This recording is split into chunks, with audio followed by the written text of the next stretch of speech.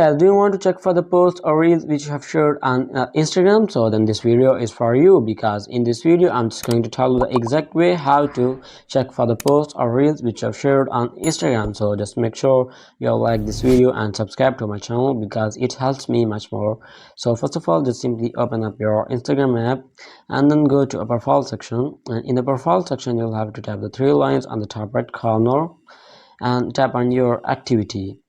And then in your activity option, it will show you option of post. You will have to tap on this post option, and then here it will show you all of your posts which you have shared on Instagram. So if you want to delete it, just simply tap on select and tap on the particular post and tap on delete, and again tap on delete to continue. So that's how you can easily delete a particular post which you have shared on Instagram. So I hope it helps you guys, and if you have any question about the tutorial, just leave in the comment section below and I'll be catching you on the next video. Thanks guys, and if you don't, just like and subscribe to my channel.